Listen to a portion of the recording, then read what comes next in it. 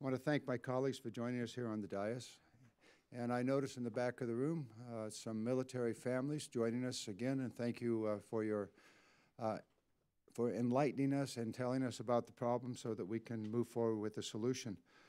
In February, this committee heard from a panel of very courageous military spouses who told us of the unhealthy and unsanitary living conditions that they were experiencing in the privatized military housing and the continuing impacts these conditions have on the health of their families. In addition to our panelists, this committee and many of our members have received thousands of emails and letters with similar accounts of mold, lead contamination, shoddy maintenance, shoddy workmanship, unprofessional property management staff. These accounts paint an unsettling picture of many of our privatized family housing developments. Equally disturbing is the fact that when these families reached out to their chain of command for help, instead of getting the support that they desperately needed, they received shrugs of indifference. And they were told that there was nothing the military service could do to help them. Well, that was the wrong answer. We heard from them, we held a committee hearing, and we're here today to hear what the United States military is doing to support their families and the services that they provide to this country. In recent weeks, the military services seem to have become energized about getting to the root cause of this crisis. We have heard encouraging news from senior leadership of the engagement of health and safety inspections, Inspector General investigations into work order processes, and housing hotlines to expedite getting families the needed help. However, efforts have been performed. These efforts have been performed at the headquarters level, and they may not have necessarily trickled down to the installations. We continue to receive large amounts of correspondence from families struggling in today's privatized housing. We've heard that in some cases, the very efforts headquarters have put in place to improve the situation have led to counterproductive practices, like closing the maintenance work, orders too quickly, and instead of using privatized partners, non-disclosure agreements are often used also. The services must expeditiously move from their assessment mode into implementation. They must use best practices from the housing developments that are working well and quickly implement the fixes required to conduct effective oversight at headquarters level and provide the necessary support to our military families at their installations. I expect our witnesses will provide us with information on the steps they're taking today to make headway on these issues and a detailed roadmap from here into the midterm and long term to keep this issue from ever happening again. Our families deserve better, and this committee will demand that the services do better. With that, I'd like to turn to my ranking member and good friend, Doug Lamborn of Colorado, for any remarks you may have. Okay, and thank you, Mr. Chairman. Thank you for calling this important hearing. This is the second hearing we've had on this extremely important topic. To begin with, I want to commend the courage and persistence of military spouses for bringing this issue to our attention. Without the diligence of military families raising their voices on behalf of others, we might still be uninformed about these troubling problems. This was truly a grassroots effort in the best tradition of America. Sadly, our collective management of military family housing was not in keeping with our proud traditions. There is no question that Congress and the military services were less than diligent in our oversight. My colleagues will recall the compelling testimony we had from several military spouses last February. They described an unyielding bureaucracy unwilling to address health issues and closing work orders with no real resolution. The frustrations they faced in trying to resolve health and safety concerns for their families made a deep impression on all of us. Thankfully, the military services now understand and accept that they have not provided adequate oversight over housing programs, and they are each taking steps to improve the situation. To be sure, not all housing programs suffered from mismanagement. Even so, the general disengagement of service leadership and the evisceration of housing staff, particularly at installation level, left a void. That void led to mismanagement at too many projects. By now, the military departments have assessed the situation. We are here to learn what needs to be done to fix the problems and maintain those fixes into the future. There is no more important work for this subcommittee to undertake, and we will work with our Senate colleagues to make sure that this important issue is addressed as successfully as possible. Thank you, Mr. Chairman, and I yield back. Thank you, Mr. Lamborn. I'd now like to welcome our witnesses, but before they start, as I think all of us know, we will have votes in about an hour, maybe an hour and 15 minutes, so we're going to move along a little more expeditiously than normal. So, Mr. Robert McMahon, Assistant Secretary of Defense for Sustainment, we welcome you. Also, Mr. Thomas Moldley, Undersecretary of the Navy, Mr. John Henderson, the Assistant Secretary of the Air Force for Installations, Environment, and Energy, Mr. Alex Beller, Assistant Secretary of Army for Installations, Energy, and Environment for the Army. All of us should note that Undersecretary Moldley appears before us today due to the turnover of personnel in the Office of the Assistant Secretary for Navy for Energy, Installations, and Environment, and his seniority should in no way reflect negatively on the Air Force, Army, or Department of Defense, who send the people that are specifically responsible. So having done that little bit of appropriate, we will now move on. So let's start with Mr. McMahon. Chairman Garamendi, Ranking Member Lamborn, distinguished members of the subcommittee, thank you for the opportunity today to testify on military housing. I'd like to begin by acknowledging all of the family members that have come forward in recent months to share their experience. This took tremendous courage, and we appreciate not only what they did, but more importantly, what they do every day in support of their spouses. What we have heard from them reinforces that we collectively must do significantly better. For those of us that have lived in military housing before privatization, and I have lived in 9 different base homes during my 34-year military career, we know that the quality of privatized housing is significantly better than when DOD managed it. However, for more than 80% of our current military population who didn't experience the poor housing of the past, this is all they know, and they expect us to get it right 100% of the time. As you know, 70% of our military members live off base.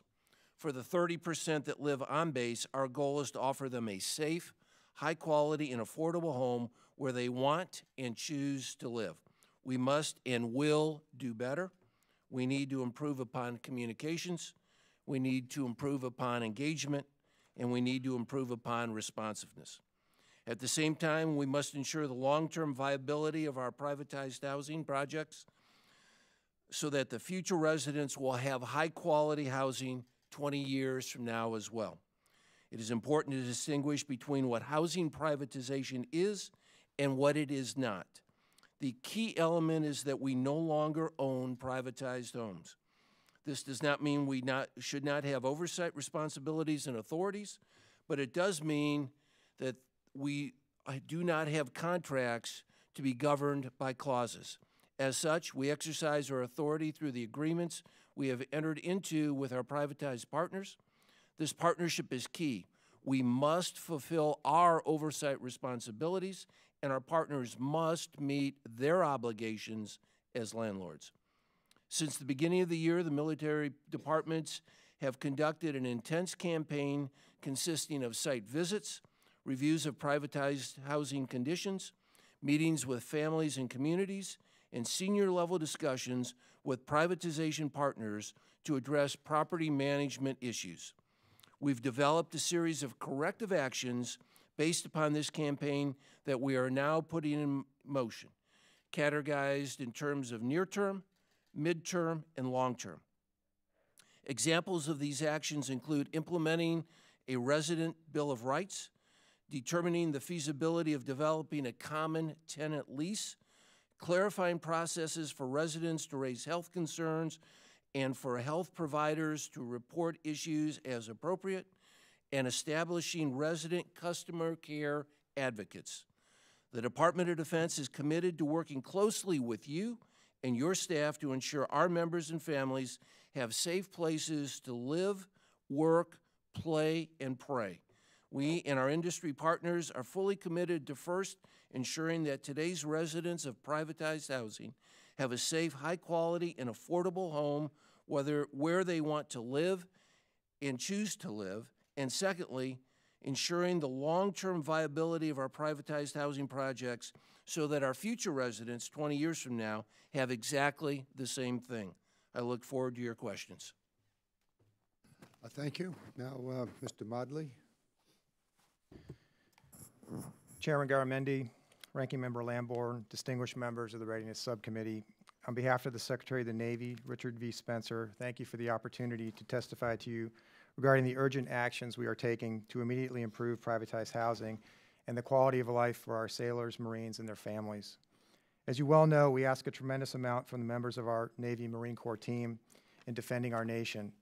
So to learn that we, as the Department of the Navy and its leadership, have not fully lived up to our commitments to provide quality, safe housing was both embarrassing and alarming to us. It was embarrassing because it reflects poorly across our entire naval institution, to include those thousands of people who actually work extremely hard every day to ensure that those goals and objectives are met. And alarming in that it raised a number of systemic issues that we needed to correct, issues that should have been addressed long ago, given our solemn commitment to each and every service member and their families that we take care of them to the very best of our ability. In the end, this issue is not so much about property management as it is about leadership. We have recommitted ourselves to fixing this problem so that our people are provided the housing they deserve and so that they can focus on the important jobs we ask them to do. Therefore, we are comprehensively reviewing the business systems, reporting mechanisms, and oversight procedures governing the way housing maintenance issues are reported, remediated, and verified in privatized housing. We are also striving to make personal contact with every sailor and Marine who lives in a PPV housing unit. And to date, I'm proud to say that the Navy is 100% complete on that task, reaching over 44,000 sailors living in PPV or government-run housing. The Marine Corps will be complete with this task by April 15th, and to date, they have made direct contact face-to-face with over 58,000 Marines. I have also directed the Naval Audit Service to perform a comprehensive review of the PPV program and to report back to me within 60 to 90 days. The objective of this audit is not only to look backwards, but to provide insight into how we can better understand and anticipate emerging trends and align incentives and accountability across the program. Finally, we are reaffirming that our PPV partners must remain an important component of the housing solution offered to military families. Our agreements with them are designed as a partnership and not as a traditional outsourcing contractor relationship. And so we need far more frequent senior leadership engagement with them going forward. We are also ensuring our military leaders understand that we have not outsourced their responsibility to be advocates for our service members who reside in a PPV housing unit. It is an essential function of commanders and small unit leaders to be engaged in the well-being of sailors and Marines and their families. This is a moral obligation commanders have to their people, but it is also one that can have a profound impact on overall readiness of the force. It is important that they understand that the PPV structure is a partnership in which their role in that partnership is not only financial and governance, but rather it is to be an advocate for the tenants whom that partnership serves. We cannot allow ourselves to take our eyes off the ball on this critical responsibility again, and we are taking every possible step to ensure that we don't. I detailed many of the specific actions we have taken in my written statement, and I can assure you the Department of the Navy is all hands on deck in getting after this problem. I respectfully request that the written statement be entered into the record, and thank you, and I look forward to your questions.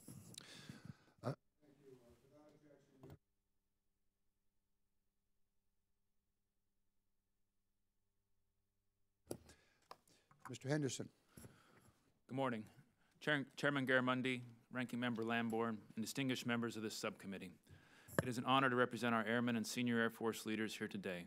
My full written statement has been submitted for the record, but I just wanted to summarize the actions we've taken to address the challenges with privatized housing at some of our Air Force bases. We've heard the concerns of our airmen, their families, and Congress. And Air Force leadership at every level is aggressively addressing the challenges identified with family housing. We take the health and safety of our airmen and their families very seriously. Air Force leadership is currently working through 39 significant initiatives along 5 lines of effort to empower residents, integrate leadership, improve communication, standardize policy, and improve oversight. On February 12th, Secretary Wilson and General Goldfein directed an Inspector General assessment of policies, procedures, and best practices for handling resident complaints and protecting residents from potential health and safety hazards. This assessment will wrap up soon, and we intend to incorporate their recommendations into this action plan. On February 15th, Secretary Wilson and General Wilson directed a 100% health and safety review of family housing in an effort to identify the scope and extent of our housing challenges across the Air Force. We completed the review on March 1st, and our commanders are addressing over 4,700 deficiencies that were identified. To date, over 1,900 of those deficiencies have been resolved, and we continue to aggressively work with our project owners to close out the remaining 2,800 or so items. And this week, the Secretary, Chief of Staff, and Chief Master Sergeant of the Air Force also sent a tri-signed letter to all wing commanders reinforcing their leader roles and responsibilities as they apply to privatized housing management at our bases. We are collaborating with the Office of Secretary of Defense, the other services, Congress, project owners and our families, and advocates to develop a resident Bill of Rights, which is intended to be consistent across all the services. The Air Force submitted a $31.2 million FY20 unfunded request to add 250 personnel to our housing management offices. This team is the center of gravity for advocating for our residents, providing oversight for our project owners, keeping the chain of command informed, and providing the critical on-site leadership and management where it matters the most. We are also taking steps to improve engagement with our airmen who live in privatized housing. For instance, we established a toll-free hotline where residents can report their concerns with privatized housing, and we are crafting a policy to establish tenant councils for both privatized and government-owned housing across the Air Force. Along with these near-term actions, we have also initiated a number of mid- and long-term efforts in collaboration with our project owners to improve performance incentive fee structure, to automate systems for maintenance work order visibility, to add rigor to our maintenance quality assurance, to provide mold and moisture policies, and enhance our annual site audits. Thank you for the invitation to appear here today and for your continued support of our airmen and their families, and I look forward to your questions. Thank you, Mr. Henderson. Mr. Beller. Chairman Garamendi, Ranking Member Lambourne, and distinguished members of the subcommittee, thank you for this opportunity to testify on the current state of the Military Housing Privatization Initiative and answer any questions you may have. I want to begin by thanking the committee members for their continued support and commitment to the Army soldiers, families, and civilians. I look forward to working with you to achieve our mutual goal of improving the condition of Army housing. First, I'd like to emphasize that the safety and well-being of our soldiers and their families is paramount. The Army is committed to providing safe and secure housing across its 104,000 family homes, of which more than 87,000 are privatized. The recent reports of substandard conditions in some of our military housing units are deeply disturbing.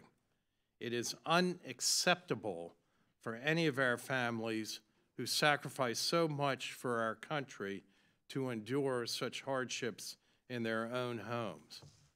Army senior leadership directed installations to inspect housing, talk with families, and press housing CEOs into action.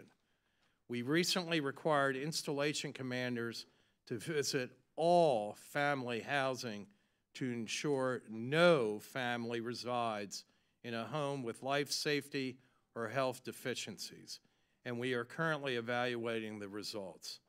Additionally, a recently revised Army survey addressing housing issues will be sent to residents shortly, and we will review our findings with housing CEOs. To further address concerns, each installation garrison commander has established hotlines and conducted town hall meetings, providing residents the opportunity to voice concerns to Army leadership. Common themes at these town hall meetings included poor customer service, lack of work order transparency, and residents' inability to hold housing companies accountable. Additionally, the Service Secretary has recently introduced a Tenant Bill of Rights, to which we welcome your input, though the reforms will not stop there. All companies have agreed to ensure sufficient trained technicians and staff will be available to address problems as well as issues brought up in our town hall meetings. The incentive fee structure and project metrics will also be reviewed. Going forward, it will be our task to take these commitments and codify them in project documents. Our mission is to provide high-quality homes and living experiences, both privatized and Army-owned. We remain committed to providing safe and secure housing for our soldiers and their families. But we need to do better. It is clear that we've let some of our Army families down, and moving forward, we're committed to applying the resources necessary to oversee and fully address these issues. Our soldiers and their families deserve no less. Thank you for your interest in this matter, as well as your continued support of the Army. Gentlemen, thank you for your testimony. We have very significant participation by the members of the committee, and we have little time. I would ask the members to see if we can work on 3 minutes rather than 5. Otherwise, we're going to leave a lot of our members without having an opportunity for questions. And I'll make mine very, very brief here. It's very obvious to me that the principal problem here was a lack of attention to this issue. From the witnesses today and from the written testimony as well as personal meetings, the branches of the military, including the Office of the Secretary, have stepped up, paying attention, and have put in place plans that, if enacted and carried out over time, will reduce this problem and quite possibly eliminate it. And I want to make quite sure that the commanders and the officers responsible for the installations are given both the responsibility and the authority to solve the problem on their basis. And I think this is a question that goes to at least the three, well, all 4 of you. Is that the case? Has this issue been pushed down to the commanders, the officers responsible for the various installations? Mr. Chairman, let me start, and what I would tell you is we reviewed it from a legal perspective that says that our commanders have full authority to have both the responsibility and the authority to oversee that, and then I'll let the services comment specifically. Thank you. Let's start with the Navy and just run down the line. Yes, sir. Absolutely. We have empowered our installation commanders to be at the forefront of trying to resolve these issues, but I would also say it's also a command issue as well. Even to the, as I mentioned in my remarks, at the smaller unit level, making sure that our junior leaders understand their responsibility for watching out for their sailors and Marines and being engaged in that. That helps to elevate issues more quickly, and I think that's going to be a key to getting after these problems more quickly. Mr. Henderson. On behalf of the Air Force, yes, we're counting on our leaders and commanders to lead us for our corrective action plan. On behalf of the Army, absolutely. It's already been implemented. To reinforce to the garrison commanders what their responsibilities, duties, and obligations are in this area. It's reflected in enhanced training that the garrison commanders will have. It also has been reinforced by requiring the garrison commanders to have regular town meetings, be engaged with responding and their housing authorities to the 24/7 hotlines, and basically educating the residents to make sure that they engage their chain of command up through and including the garrison commanders and on up to senior commanders and even the Army headquarters if indeed no satisfaction at the lower level has been incurred. Finally, the garrison commanders also are being instructed in how effectively to use the incentive fee approval that occurs every 90 days as far as appropriately rewarding the private companies for their performance during that time period. Thank you. Also, it's probable that you will need additional personnel, or at least people assigned to these tasks as we review and prepare for the NDAA. We'll look specifically for that piece of it. Are people going to be assigned to carry out this? And some of your testimony spoke to that. Mr. Lambourne? Thank you, Mr. Chairman. Once again, thank you for this important hearing. I'll work with you to make sure that the action plans that are formulated are carried out, and we'll continue our oversight in the future. Mr. Henderson, before I get into the general question for all of the service branches that are represented here today, I want to ask you about one item in particular that apparently is some late-breaking news, and it has to do with an employee of the firm that operates privatized housing at the Air Force Academy having been arrested for fraud. What can you tell us about that, and does it reflect in any way on the Air Force's oversight? Good morning. Thanks. This is an ongoing situation at the Air Force Academy and with our project owner there. And it's a very unfortunate situation. But I also think it serves as a good example of what routine oversight looks like and what it looks like when it's working correctly. Just to give a little background, to speak in generality, since it is still ongoing, in the fall of 2017, our project owner and through our normal audits, our annual audits that we do with the projects, we caught some financial anomalies with the management at the Air Force Academy. We immediately took action with an initial investigation conducted by the project owner that the Air Force monitored. Once we found out that those anomalies led us to what we thought was fraudulent activity, we turned those matters over to the law enforcement authorities in Colorado Springs, who conducted their own investigation, again, that we cooperated with. Since then, a person has recently been charged with financial fraud. I'm sorry, I wasn't going to say the company. Our project owner there has agreed to come back and reimburse the academy the $169,000, which is, we think, was the estimated amount of the financial fraud. So that's taken care of.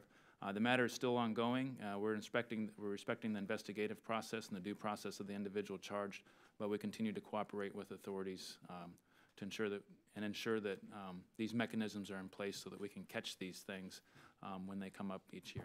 Okay, well, thank you for taking action on that. Please keep the committee informed on how that comes along in the future. And my question for each of the three service branches here, including the Navy and Marines, is, do you have the necessary legislative authorities to improve management of privatized housing, and are you able to carry out your action plan under your current budget numbers? Sir, I think that we absolutely have enough legislative authority to handle this problem. As has been brought to light, this was really a management and leadership problem, less so than an authorities problem. So I think we're okay in that respect. We probably will need some help with respect to staffing up some of these housing offices in legislation. But I think with respect to authorities, I think we all feel comfortable that there's nothing lacking in the authorities themselves. This is more of us, as the chairman mentioned, paying closer attention to it, getting better metrics so we have more leading indicators of problems before they occur. Thank you. Mr. Henderson? I would agree with that. I think with regard to legislative authorities, we have that. Any constraints that we have are really within the transactional documents with the project owners, and in some cases we need to go in and adjust those. For instance, the metrics and performance incentive fees, things like that. And then with regard to help, per my opening statement, we're going to look to restaff our housing offices that were cut during the course of personnel cuts and sequestration. We've decided that was clearly a mistake, and we're asking for $31 million in an unfunded request to restaff those back to their original strength. Well, I'll insert an editorial comment here before Mr. Beeler comments, and that is sequestration had some very unfortunate results. We know you had to make tough choices and sometimes unpalatable choices. We're hoping that with last year's budget, the current year budget, and next year's budget that we're still negotiating, we have the top line numbers that really allow us to get back to where we should be. Mr. Beeler? I echo the comments that have just been made by my fellow counterparts in the services. Applies to the Army. We're undergoing comprehensive assessment in what our requirements and needs are. At this point, we don't feel that we need additional legislative authorities. It is clearly, first and foremost, getting our management side of the house in order. We have already hired 119 additional staff for our housing authorities at the installation level. We have money put in for the fiscal year 20 budget to make sure most of those positions are sustained going forward. We know that the private companies with whom we work have committed to up to several hundred additional to perform some of the same overarching oversight, and we will hold them accountable as well. So as I say, we're ongoing assessment, so we'll have a better handle in 3 to 6 months as to how effective we've been in providing the management oversight we need to have, and we will come back to the committee. Okay, thank you all for being here. Thank you for the first steps that we're taking. Mr. Chairman, I yield back. Thank you, Mr. Lambourne. Mr. Kim? Thank you for taking the time to come here today and talk about some of these next steps that you're planning to take. I think that's critically important. But I just want to take a step back here because I want to make sure that as we're talking about this and as we're thinking about these next steps, that we understand that this isn't really just a policy debate here about what to implement here. This is very personal. This was as personal as anything that I've seen in my time in Congress, where right here in this room we had military families telling us about their immediate needs right now. So what I'm concerned about, what I don't have a good sense leaving this room right now yet, is what are you doing right now to be able to address those that have immediate concerns, health concerns, housing concerns with the places that they have right now? You know, what can you say to me right now to assure me that your response to this is at the scale of the magnitude of the problem at stake? A number of you have mentioned how you are doing surveys of different homes, and the numbers of homes that have problems are in the thousands. So have you scaled up? Are you surging personnel and resources right now? Do you have a timeline in which I can reassure some of the families that I'm in touch with that they're going to have the kind of response that they need on an immediate and very personal level? I'd like to just go through the line here, please. Congressman, if I could, let me start. After the February hearing, I literally gave out my email address to some of the family organizations that if they did not feel that they were getting adequate response, they could email me directly and that I would personally get involved. I've done that on a number of occasions. I've contacted the individuals to my left right now. They have been extremely responsive, and then the follow-up by individual to make sure that we were taking care of issues. I will speak for my partners and they then allow them to speak for themselves, but the responsiveness that we have both in general but to specific issues is focused on ensuring we take care of our soldiers, sailors, airmen, Marines, and their families. Representative, I want to echo those points and particularly echo your points. I mean, this is extremely personal for everybody. And as I mentioned in my statement, there are a lot of people who work very, very hard and have done an outstanding job in PPV to ensure these homes are in good condition for our sailors and Marines. But they're now painted with the same broad brush, and that's a little bit unfair, but they're taking it because they recognize that this is part of a family responsibility in the service to handle this. I have 2 children on active duty. One of them has lived in privatized housing. It was fantastic for them. So we know that these are problems that we have to address. We are, as I mentioned, we are talking personally, reaching out personally to every single person in the Navy and Marine Corps who lives in privatized housing. Through that process, we've identified in the Navy side over 4,000 issues, about 4,700 issues. Of those 47, about 2,800 have asked for a personal visit, in-person visit to try and resolve the issue, and we're well on the way at ticking away at that. I think we've made about 900 of those visits to address the specific problems. That's in the Navy. And the Marine Corps has about 7,000, and they've had 7,000 personal visits and follow-up to these questions. So I think we are taking it extremely seriously, as well as taking it personally, but we're trying to do everything we can immediately to address the immediate concerns. But the longer-term issues are also very important to us. We just don't want it to seem like we're overreacting. We want to make sure that we fix this in the long run, and that's some of the longer-term things that we're working on with the partners as well. Good morning. Like Mr. McMahon, my family and I spent about 18 years in military housing, some of it privatized, some of it before privatization. And I completely understand how personal this gets with families when things aren't going right, or when the family member's deployed and we're leaving our families to fend for this on their own. And it's a very difficult situation. That's where we went in for the immediate actions and asked for 100% review of the health and safety conditions in our housing. That resulted, and now our numbers are up to close to 50,000 of our families who live in housing have been contacted, interviewed, assessed their safety concerns, and per my opening statement where we had come back, commanders and leaders went into the house, validated what the issues were, and we opened up about 4,700 work orders for which they are now surging on, and we're battle tracking here essentially with the Air Force. At the rate that we're resolving these, I expect it to take another 30 to 45 days to close these out.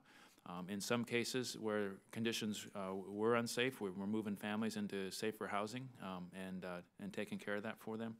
And then part of this, a huge part of the loss of trust here in our assessment was just a lack of communication, a lack of understanding of what a dispute resolution process, the lack in roles and responsibilities of the commanders and leaders, and a lack of understanding of maybe the resources that were available. So we're working really hard to re-engage and communicate better with our families. Thank you. Unfortunately, our time has expired, but I just want to press having tangible timelines when we can deliver for these families, make sure they're getting the health care that they need, be able to have these remedies in tangible ways. I just ask that we follow up on that. Thank you. I yield back. Thank you. We're going to try to keep this as tight as we possibly can. We have a lot of members that would like to speak. Mr. Scott, you're next. Oh, before you come on, Mr. Scott, we've received a statement for the record from the Military Officers Association of America. Without objection, we'll enter that into the record here. Thank you, Mr. Scott. Thank you, Mr. Chairman. Mr. Chairman, I've known General McMahon for a long time now, and I can assure you that if he's in charge of resolving an issue, that you're going to get a satisfactory outcome. He takes it head on and has done a wonderful job, did a wonderful job at Robins Air Force Base, and I'm glad he's in the position he's in. I had a chance to talk with Mr. Henderson yesterday for a while. One of the things that I will tell you in the Bill of Rights that is important to me, and talking to the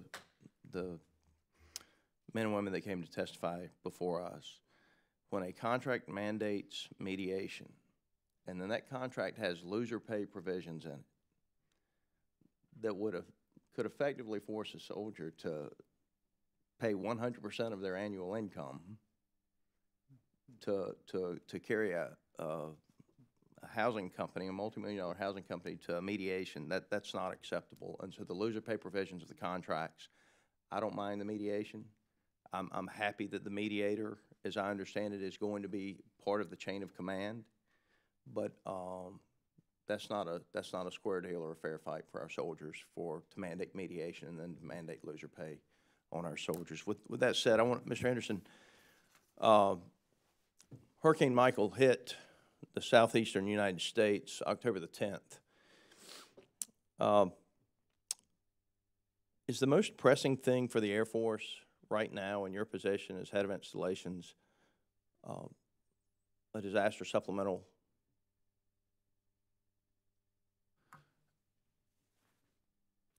So I think the most pressing thing for the Air Force right now is solvency, getting through FY19, and a lot of that is attributed to the money that we've fronted on to recover from disasters at Tyndall Air Force Base, now Offutt, earthquakes in Alaska, and by taking the FY19 funds and doing exactly what we believed was the right thing to help those bases recover and get those missions back online.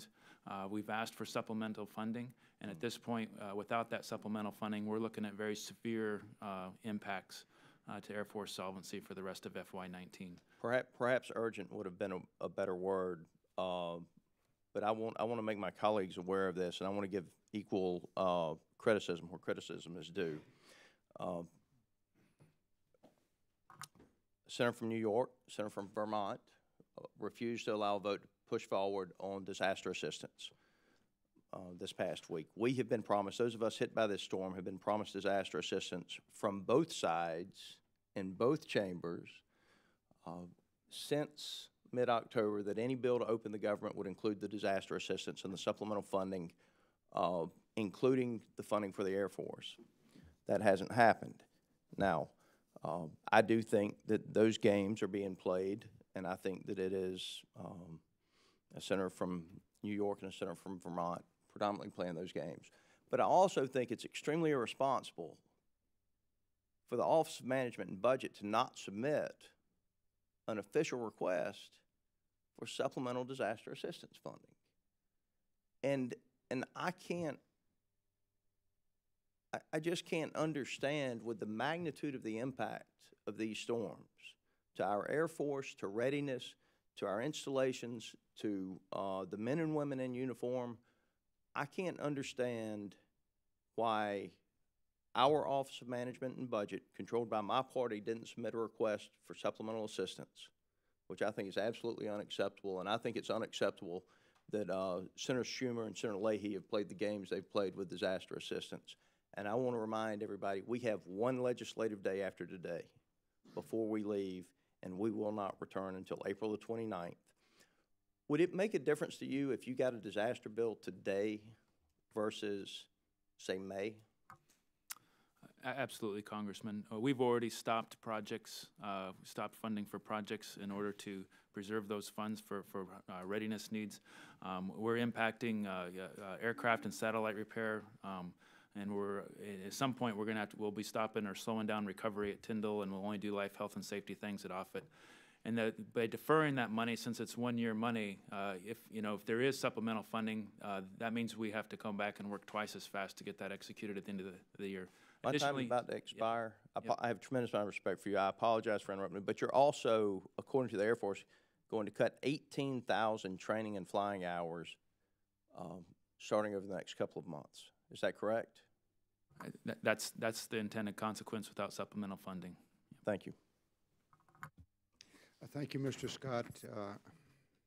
I will control myself, although I will say there was $1 billion sloshing around in the Department of Defense that could have been made available for this purpose. Let me now move to our next, Ms. Houlihan. Hi, and thank you. And Mr. Scott, I also appreciate your comments, too, and I don't think it's a good idea to play games. I trained at Tyndall Air Force Base, but I also have family in Puerto Rico, and I feel like we're playing with everybody's lives in these partisan games, and so I appreciate your comments. I also am a third-generation military member myself. My dad and my grandfather served full careers in the Navy, and my brother and I grew up in military housing. My mom and her 5 brothers and sisters grew up in military housing off and on, and so this is personal to me, too, for a lot of reasons. And so my questions first are sort of, I guess, tactical in nature, and then are maybe a little bit more personal in nature. One is that we've talked a little bit about readiness and whether or not people are genuinely going to be able to deploy when they have issues like this at home. But a second question is, how about recruitment? Have you seen any sort of implications to this in terms of recruitment because of this narrative that's been following military housing around? Congresswoman, I'll start, and then I'll turn it over to the services. We all understand that we recruit the individual, we retain the family, and they care about 4 things. Our military families are tremendously resilient, and they can go with just about any challenges they face. All they ask for is a safe place to live in, adequate medical attention, good schools for their kids, and when we move them, we don't break all their stuff. And so this is an integral part. In reality, we're working those issues today. I personally have 2 of those 4 that are on my plate. We are dead serious about making sure that we provide our military families, whether on installation or off, with a safe place to live and something they can. But, and I guess I only have 3 minutes time. Has anybody any data about whether or not this has impacted recruitment in any form? Representative, we don't have any data on that just yet. We are obviously getting a lot pressurized on recruiting because of the state of the economy. That's always going to cause us issues, but we haven't seen anything yet related to this. that's impacting either recruiting or retention in the Navy. Thank you. And my second question is also a two-part question. And in addition to being a former military member, a veteran, I am also a mom. And I spent the last few years of my career focused on early childhood development, pre-K through fourth grade literacy particularly. We know that kids under 6 who are exposed to things like lead and like mold and those sorts of things end up experiencing pretty significant delays. I know that Mr. Henderson, you talked a little bit about the 50,000 people who you had documented. Have we quantified at all how many kids under 6 have been impacted by this? Ma'am, we have not quantified numbers for children under 6. And my second part of the question is, if we haven't quantified that, perhaps we should, but has there been any effort to put some sort of teeth into this by identifying through teachers or daycare providers or parents themselves sort of the signs that you should look for if your child has been impacted by mold or your child has been impacted by lead? We have, Madam, I'd like to take that for the record. It's an important question and get you a detailed response. We've done some communications with mold awareness for our families who move into the homes, especially when we have ones that are prone to mold and in areas that are prone to mold. I don't know that we've reached out to teachers and counselors and outside folks like that, though. Congresswoman, if I could add to that as well, we have created within the Office of Secretary of Defense a team of both our military construction or family housing personnel, plus our medical folks, to begin to look at where there is a cross-utilization of some of the experiences that we've had. An integral part of that is one of our deputy assistant secretaries who happens to be a pediatrician, who happens to be an expert in the effects of both lead and mold to help us better understand how we ought to move forward. So we're not where we want to be with that, but we are looking at that and have an understanding that we need to do a better job in the future of being able to respond to the issues of our children. And this has something to do with sort of what Representative Kim was talking about, which is I think that we can all agree that we're in a bad place. I think what we need to agree on is what the path forward is and how I'm an engineer, how we quantify it, how we measure it, how we move forward with discrete programs that will address it. And I'm just sort of poking around for that. I only have a half a minute left. Does anybody have any sort of quantifiable discrete programs that are out there to address these issues, particularly pre-K or early childhood development issues?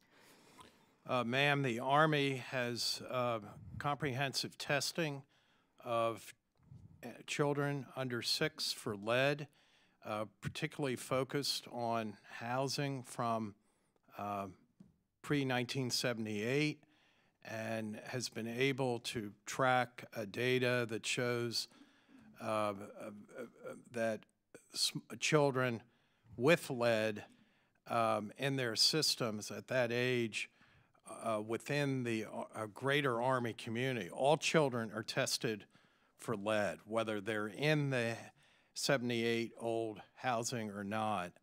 And the vast majority, which is an extremely small minority of such children, are actually, they reside outside military housing. So the important thing for the Army is... Sorry, I've run out of time, but I'm happy to take the rest of your answer on the record. We will happy to do it. The point is that we test the children regardless of where they are housed and track it appropriately through their development. Thank you, sir. Ms. Houlihan, you raised an important issue, one that the committee has become aware of a document produced by the Navy and the Marine Corps Public Health Center that seems to discourage clinicians from suggesting that a patient's home could be contributing to their condition, and to, and here I quote, avoid commenting on the habituality, integrity, and remediation requirements for specific buildings, end quote. I'm sure the Navy has taken steps to rescind that memo and to send out an appropriate one. We'll let it go at that. I'd like now to turn to Mr. Bergman.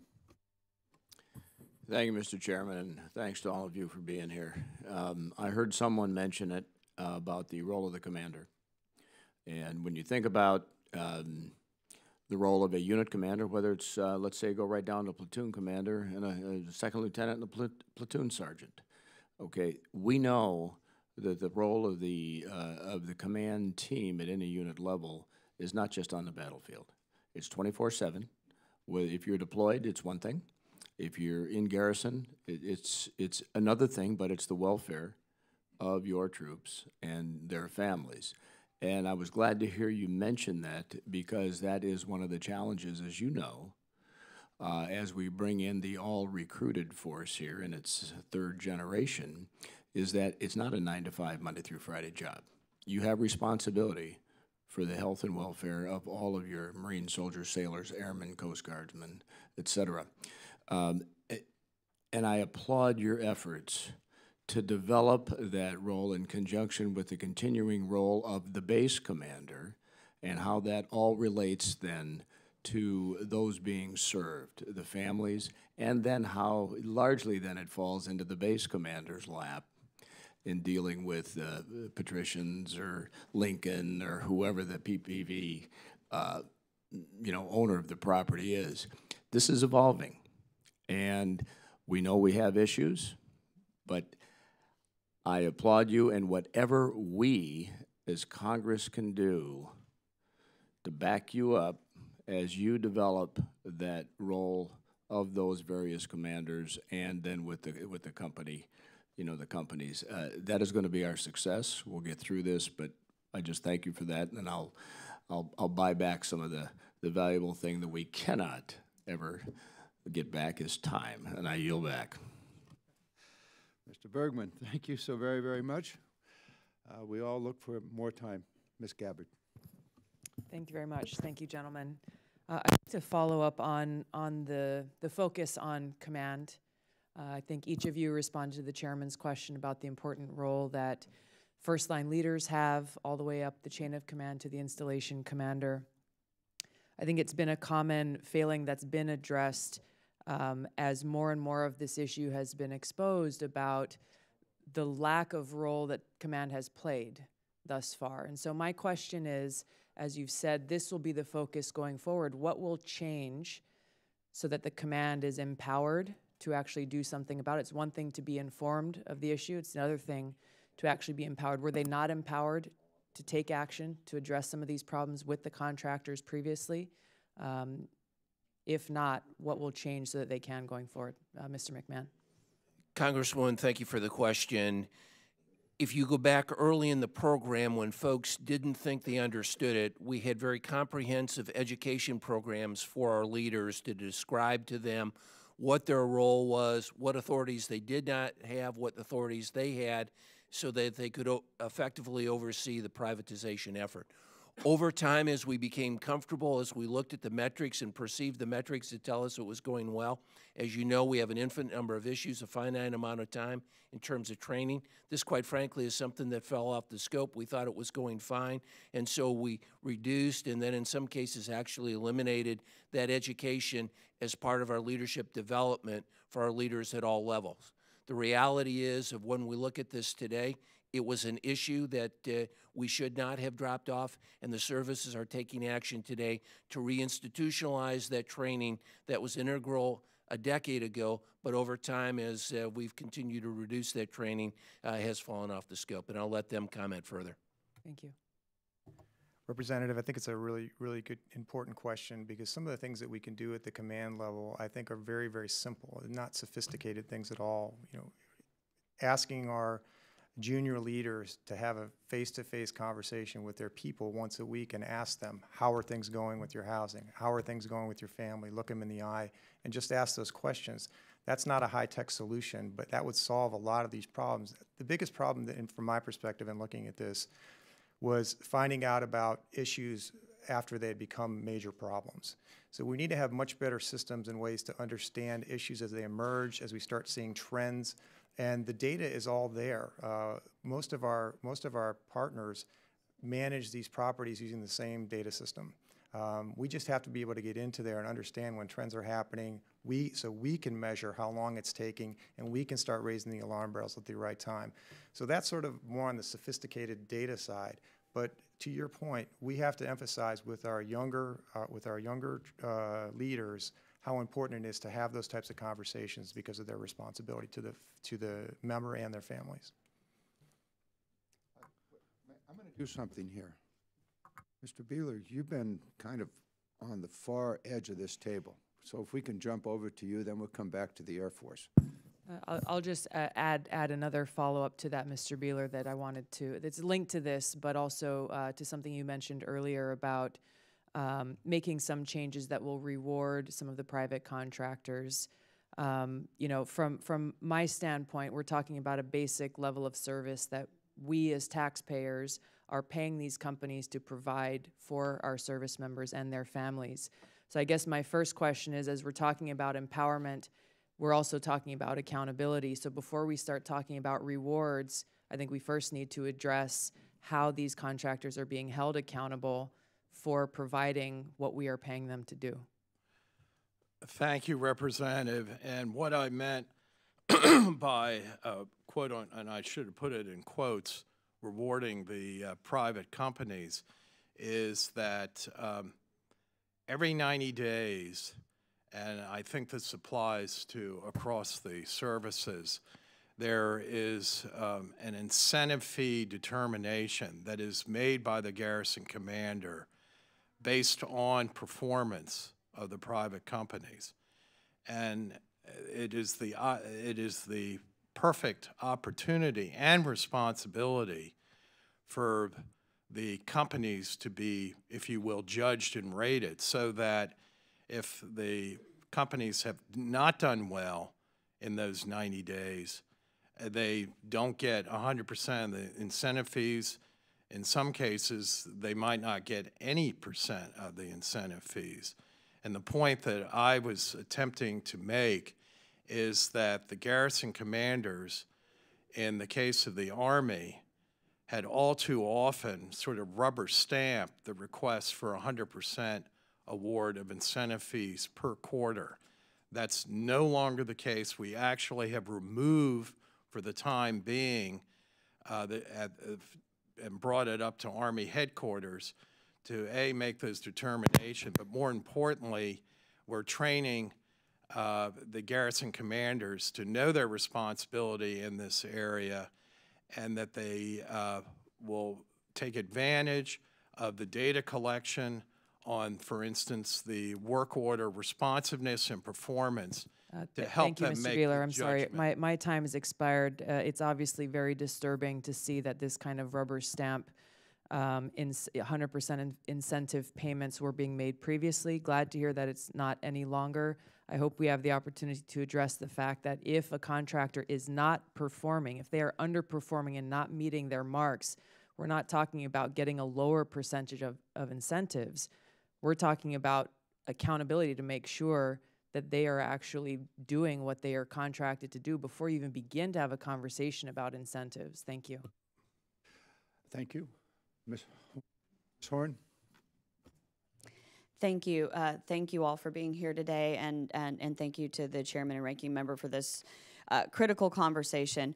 I have many things I want to ask and say. First, I'm glad we're addressing this, but second, I still remain horrified at the stories that I have heard from service members and their families in my community and across the country. And as we continue to address this, there's a couple of things that I want to start off with. Is going further into the conversation around the culture, the commanders, and how this was allowed to get to the place where it was. Because I've heard a couple of you say that you're beginning to address it, and that these were a few people, and that I am incredibly troubled by the fact that that these companies were getting their full incentive pay, even as thousands of people across this country and enlisted and their families who are suffering. I have stories from my district and images of these things that were being covered up, and it's unacceptable. And as we move forward to fix this problem, one, I want to find out if you have begun to make any plans to reimburse these families for the out-of-pocket costs for things including mold testing, medical care, and so many other things that our military families have had to incur as a result of the mismanagement and problems that these companies have caused.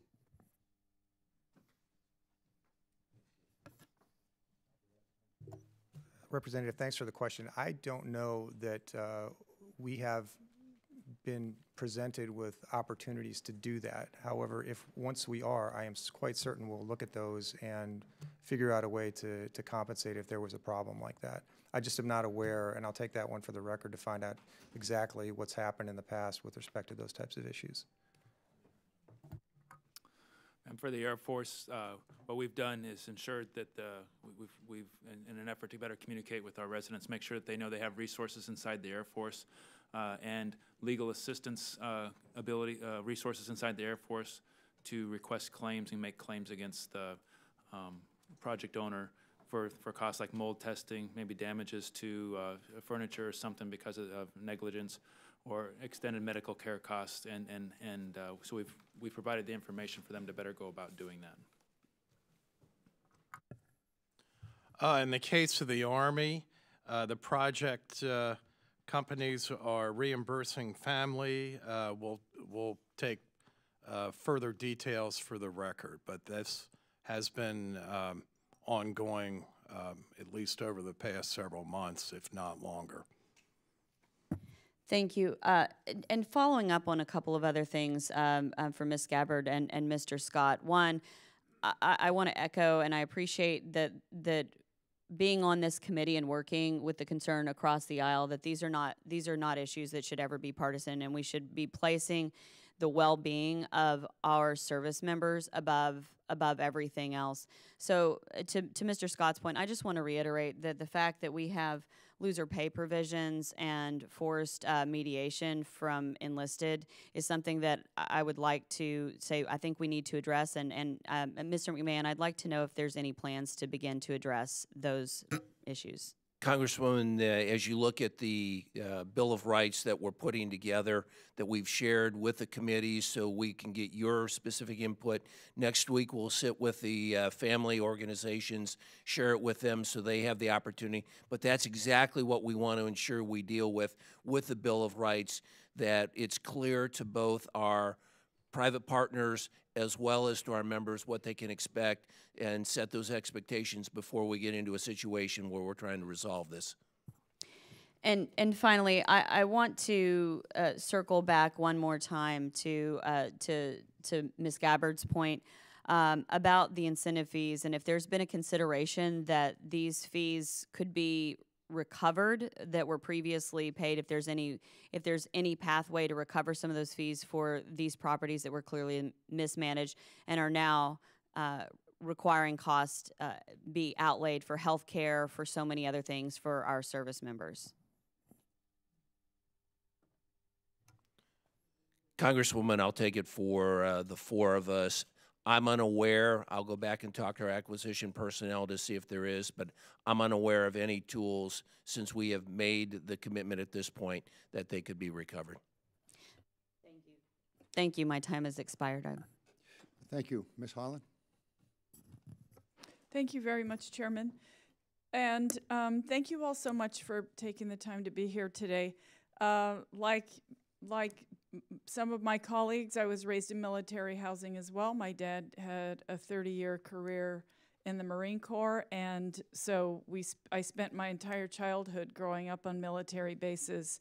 And it's interesting that back when I was a kid, before you could move out, they'd come in with a white glove and go in every corner and look in every vent, and I mean it was as disciplined as my father's career was, and so it is a little disheartening to have learned about this over the past months, and it's happening, in fact, in my home state of New Mexico, where the climate is extremely dry.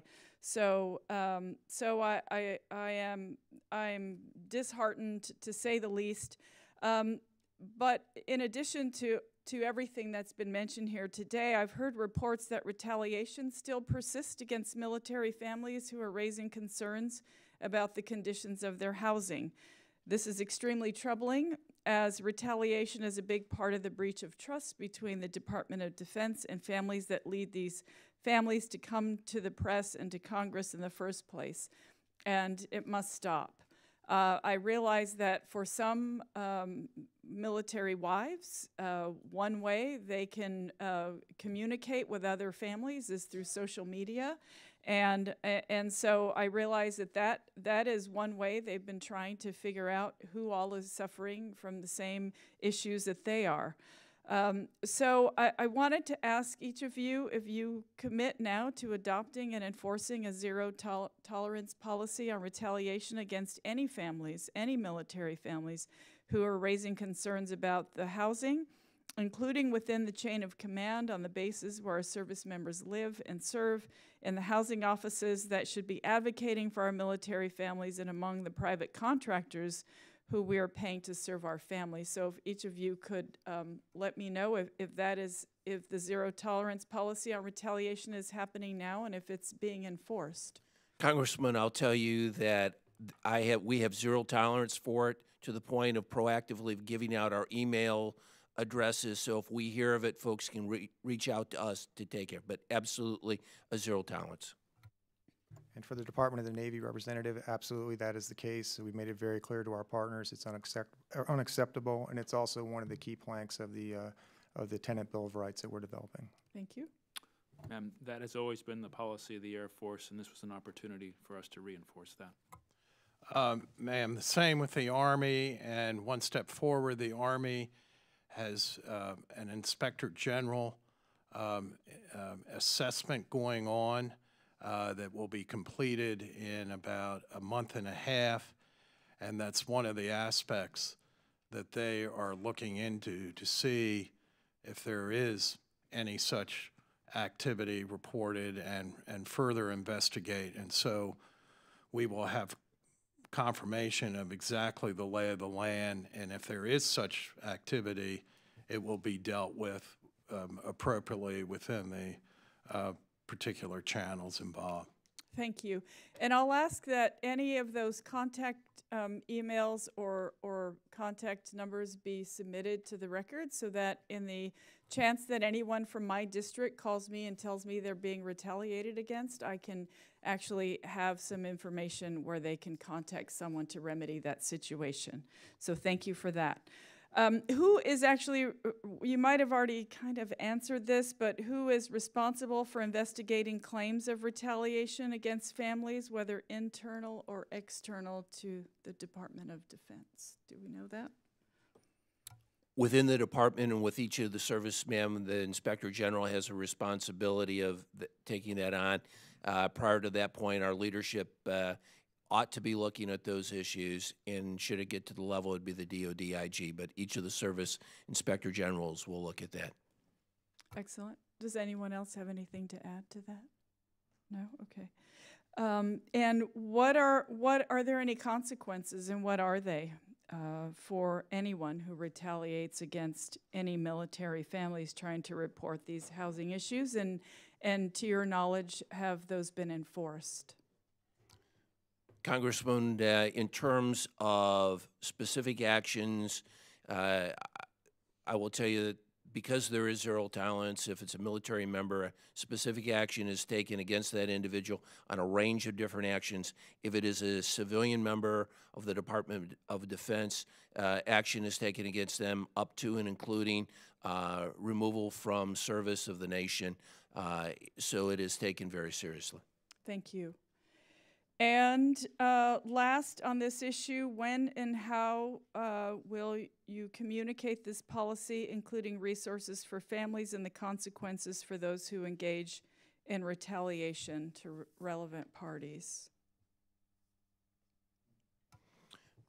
Congresswoman, across the board, each of our services have communicated that to their members and the families. Part of the town halls that you've heard alluded to is underscoring the fact that there is zero tolerance for retaliation. I have personally shared that with all of the CEOs of the respective privatization partners that we have, so there is clear understanding of what our expectations are, and that is that we support our family members and our military members in terms of privatized housing. Thank you very much. And Chairman, I yield back. Thank you, Ms. Holland. We have completed the first round of questions. Mr. Lamborn, if you'd like to make some closing remarks, if you would, and then I'll do the same. And thank you. And this is an important hearing. Thank you all for being here. Thank you for the first steps that each of the services and the DoD-wide are making. I can tell that the specificity is there, the metrics, the harnessing of incentives, the re-education or better education of down to the garrison level of the leverage that we do have with the private contractors, and for them to be it to be reinforced to them of their obligations and responsibilities, and contractually and morally. So I'm really happy that we are making progress, but we will be continuing to oversee this. This is something that is had, like I say, good first steps, but it's only the first steps, and time will prove and tell that this is being successfully rectified, and I look forward to that. Thank you, Mr. Chairman. I yield back. I want to thank the committee members for their intense interest in this matter, and equally, and perhaps more important, the family members who had the courage to bring this issue to the attention of Congress. You've done a great service for all of the members, all of the men and women who serve in our military, and I want to really express to you those people that had the courage to come forward. You've made a difference. Within really 2 months here, in less than 2 months, the leadership of the Department of Defense and the services have stepped forward and have put in place a series of projects and programs that should, if carried out over time, resolve many of these problems. I want to just follow up on some of those. First of all, each of the services and the secretary, the Office of Secretary, have indicated that they have emails and telephone numbers that are available to receive complaints. I assume that those will be available. The committee will have those, and we'll make those available to anybody that would like those. Similarly, when the Bill of Rights is produced, I believe there's a draft that the committee has. I think it is being updated as we today and on into the days ahead.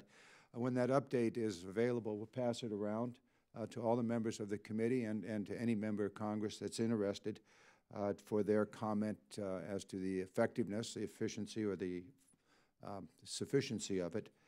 And that will, I assume, have the various contacts within the garrisons, within the installations, as well as at headquarters. Also, we noticed that each of the services are rebuilding the personnel necessary to monitor.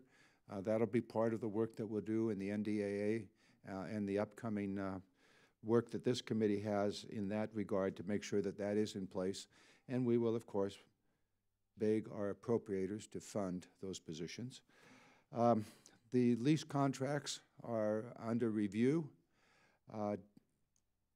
The information that I've received on some of the leases would indicate that the leases that are in effect would clearly be illegal in some states and communities, for example, Washington, D.C. So those contracts are in process of being reviewed. That is the contract between the owner of the housing and the tenant, that is the military family. So that'll be a part of it, and I would assume those leases will also have the new leases will have some sort of mechanism for complaints. The issue of retaliation has been raised by all the members and by the services. Those issues of retaliation are over, and we'll be watching. Finally, we will be following up. I want to commend and compliment the services and the Office of the Secretary for jumping on this issue, for laying out paths that will resolve these issues going forward. And heads up, folks, we're going to be coming back to this issue before this year is over. We'll let a couple of months go by. We'll see how things are going, and then you all come back and we'll have a conversation to see the progress that has been made. With that, we are adjourned.